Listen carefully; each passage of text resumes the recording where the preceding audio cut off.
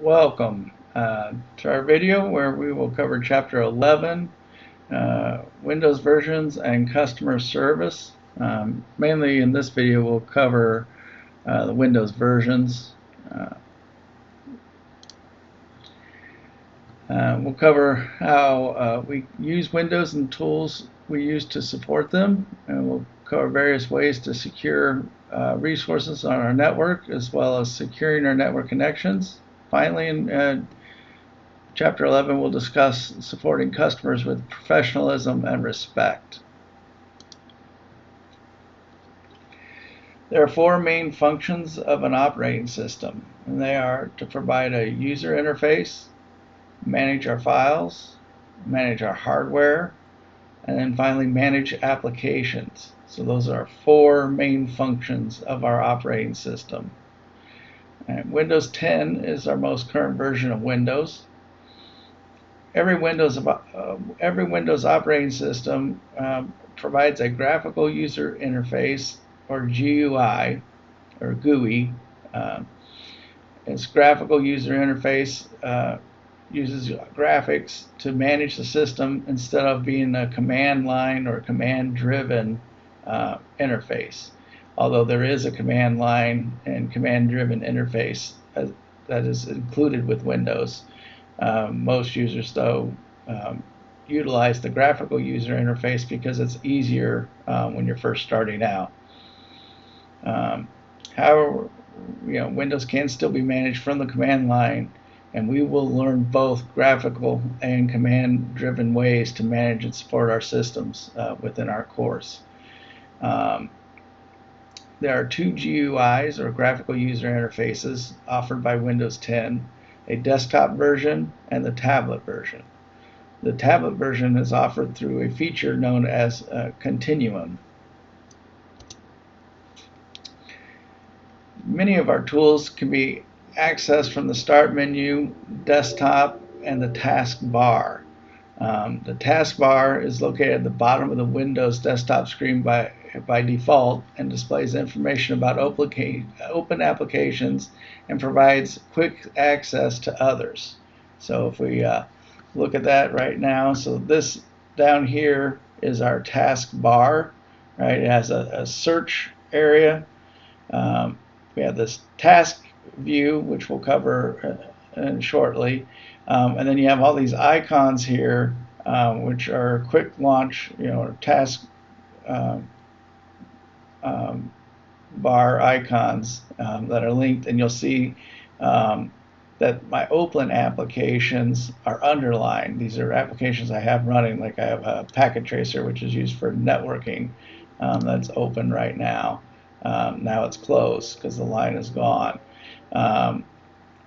But I have my access to programs that I use.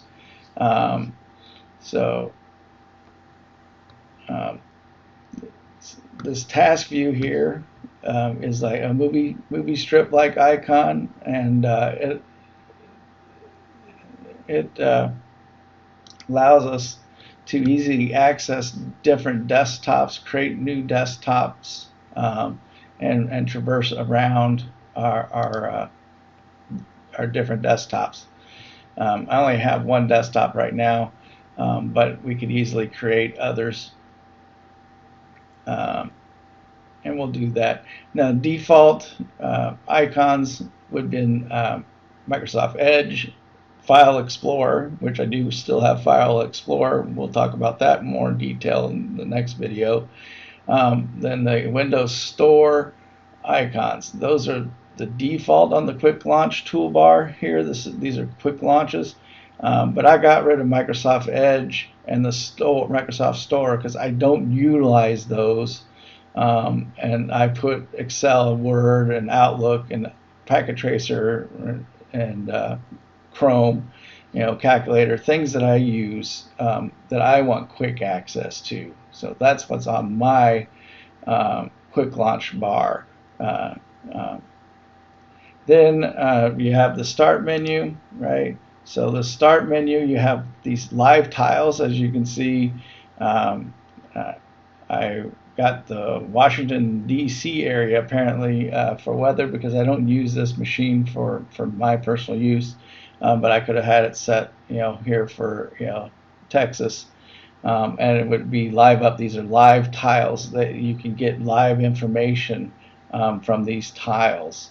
At the bottom left corner here, you have some a few icons that some access important functions like our settings and power, and photos and documents. And I could switch users if I had multiple user access. I could do that. I can lock it. I can sign out. So there's all kinds of powerful access from the start menu. And then I have the search, where I can find things and run applications through the search as well. So let's see here. And all right, and then all right, and so then we covered many of these items. Notification area. I didn't cover the notification area and the action center. So we've got notifications that can come in here as well as here, right, in our action center. This is where a lot of system notifications will come from. And we have some quick, easy access to toggle off some features in Windows.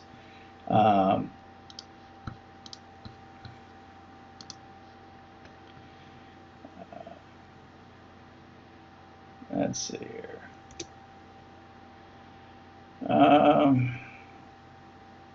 To launch a program, right, you can use the start menu, you can use that search box, you can use the quick launch, you can pin items to the desk to the taskbar. You can double click on a program. You can create a shortcut on the desktop, and you can also use the search box to run things if you know the names. So like I can run Notepad if I type Notepad and hit enter, right? So Notepad comes up, so I can do it that way. Or I can right click and pin this to the taskbar. Right now it is pinned to the taskbar, right? So I can unpin it and it'll go away, right? So now it's not on the taskbar. And I can relaunch it from the run menu, and then I can right click and pin it to the taskbar, because I do want to have that available to me because I use it often. Let's see here. I can create shortcuts to things on the desktop. Like right here, I have a subnetting calculator shortcut, so I can double click on it because it's got a shortcut to the actual application, and it'll run. But I also have it linked here on the quick launch bar. And let's see here, and the start menu, right? So you can find what you want. Like I can run Excel from the start menu. I can run it from the live tiles. I can run it from my quick launch bar, or I can even type Excel and launch it from the search/run bar.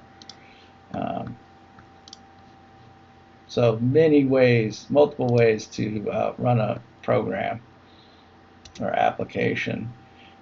Showing how to pin it to the taskbar. We run Notepad. So Action Center in the far right of the taskbar, right?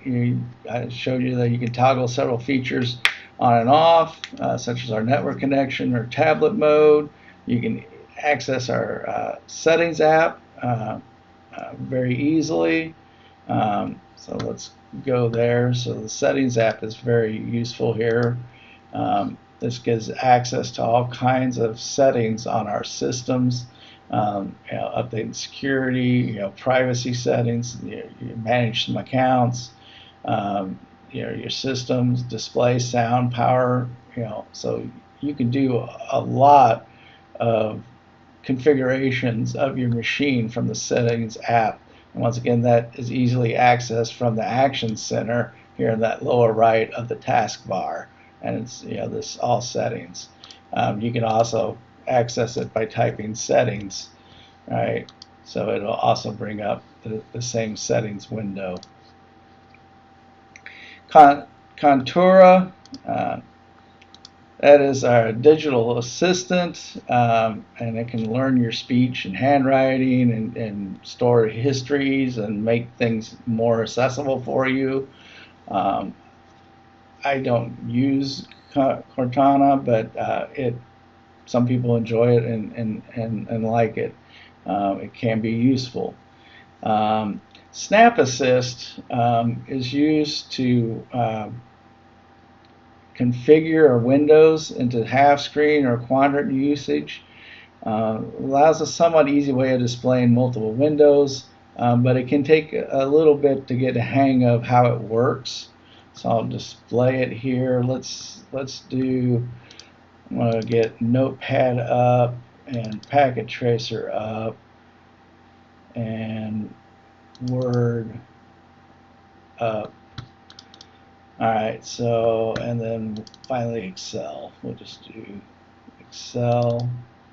Alright, so what I want to do is I want to snap, and you see how I snap them, and it pings or gives a little notification that I have it, and so now I can have these snapped to the screen, and if I want to do that, I can switch it out, so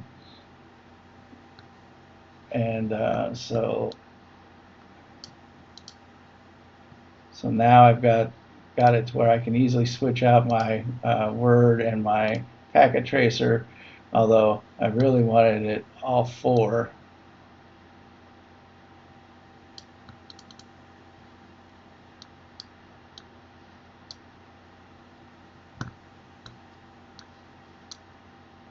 Oops. See, like I said, it gets a little hard here. Alright. Well, we're getting the 3, but you should be able to do it in 4s. But that's the Snap Assist feature. Its use may vary, but say if you were monitoring certain things, right, displays or something like that, this could be very useful, where you could have different servers that you're monitoring and up or whatever, and so you could have it snapped to. But so it's supposed to help it quickly get it and snap it into place. But you only have so much real estate on your monitor, but multiple monitors help even more. But this works in a pinch. All right, and then finally we got this task view. It allows us to have multiple desktops, which is also a neat, easier way to do what we're accomplishing here. But so I can go here and I can create a new desktop, and then I got my blank desktop here, and so I can have my Excel sheet open here.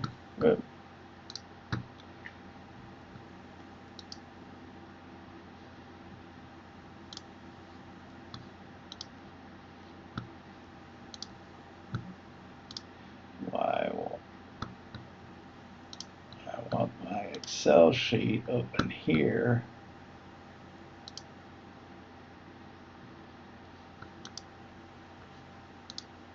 On this desktop, and then I'm going to want my Word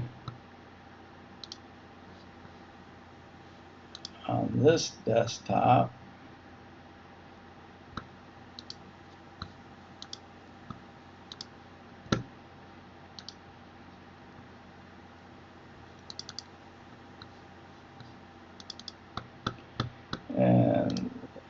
then I'll do Notepad on this desktop, and then we'll do Packet Tracer on this desktop.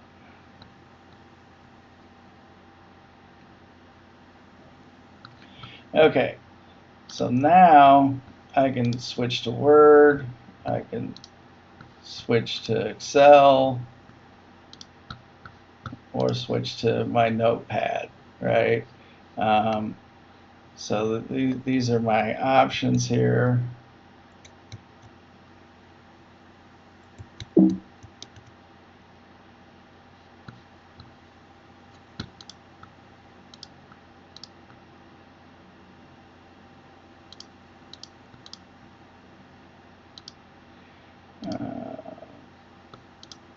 So it's limited. I mean, it's not as nice as having everything all on one screen, but I can keep it clean, and I can maneuver between each desktop and get to where I need and what I need.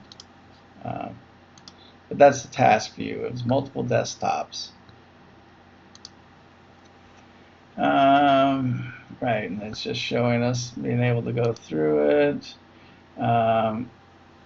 Today you should only be using and installing Windows 10. There's really no reason to install Windows 7 or 8, and you should very rarely find anybody that still has a Windows 7 or 8, especially since Microsoft gave free updates to upgrade to Windows 10. So most of the Windows 7 and 8 should have disappeared, especially by now, because the systems are getting old. But you may run into them, but definitely won't run into them in a business, most likely.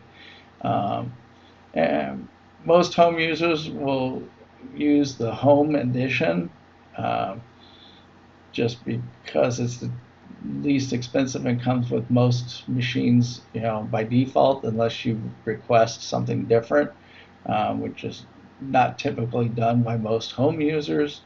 And most businesses, though, will utilize Windows Pro or Windows Enterprise, and then schools using Windows Education editions. You can look at the other Windows 7 and 8 editions. I mean, but for the most part, you'll just be dealing with Windows 10. Now, Home Edition does not provide any of the following features, so this is why you would need to look for Pro or Enterprise, especially if you want domain access, if you want the ease of centrally managing users and machines. You want Windows domain, and that's going to be available in our Windows Pro or Windows Enterprise editions. These other features are nice, and BitLocker, some encryption, and as well as the encryption file system, and branch cache allows you to store files closer to your branches, so your branch offices, and allows for caching. It just saves a lot of bandwidth and downloading times. And then, of course, Media Center is for media. But so these are all options that are not available in Home Edition, of which, for the most part, it only becomes a big issue when you're trying to manage more than 10 machines. Then you're going to want to be in a domain, which then that automatically puts you in a Windows Pro or Enterprise Edition.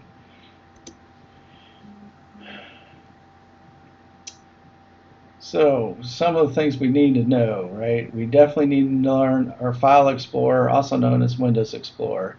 It's our graphical user interface feature and one of the easiest ways to navigate the Windows file system. And so that is our little yellow folder down here, right? This is File Explorer or Windows Explorer. We click on that, right? And we can access our files and folders and all kinds of great things. But we definitely need to learn this tool. We also need to learn about our control panel, right? So control panel has tons and tons of features and administrative tools and configurations for our systems, including our administrative tools. They also have our power options, right? So what happens when we close the lid on a laptop, you know, if this are a laptop, what happens if you hit the power button and what happens when the computer goes to sleep. You can have all kinds of options as far as what does the power button do, carry a power plan, balance, power saver, or high performance, things like that. So you really need to know about your power options, especially for the exam, things like that. Then our systems window, and then our system information window, Action Center with Windows 7 and 8, and the Microsoft Management Console, so MMC. I've added this one. The book doesn't really mention it, but this console is extremely valuable and really a must-know tool if you're going to support Windows, right? So we can add and remove snap-ins, and so you have all these admin tools that you can use, and we'll go over quite a few of these, especially like the computer management, right? We can do the local computer or a remote computer. You can do device manager, disk manager. Once again, you can choose this computer, or you can go to a remote computer so you can manage the disks of another computer from your computer. I mean, it's just very powerful. Event viewer, that's all our logs. Once again, you can look at logs on other computers. Group policy, these are security policies that we can apply. Once again, you can do the local computer or browse for a computer. You got your security monitor, local users and local users and groups. Once again, this computer or another computer. Services, all the services on here, right? Once again, this computer or a remote computer. Task scheduler, if you want to schedule tasks, you can do this computer or schedule tasks on another computer. And then our firewall, our firewall on this computer or another computer, right? So you can do all these tools and more, right? And then I can put them in this console, and then now I have all these tools, and now I can save this as my tools, the ones that I want, and then I can put it right here on the desktop, and then so now I've got my tools. So anytime I want my tools and I need admin access, and we'll get into this, the user account control, you want to open these admin tools because you need to be admin to use this. And you've got all these tools now that are easily accessible. So this is why I'm saying the Microsoft Management Console, MMC, is very valuable and very good to learn. These tools that I've put in here are some of the base set of tools that you should really learn and become familiar with. They're very powerful, and they're very good to know on how to manage your Windows 10 system. All right, so that's it for this part of Chapter 11. I'll see you in part 2, and we'll go over the File Explorer in more detail. Thank you.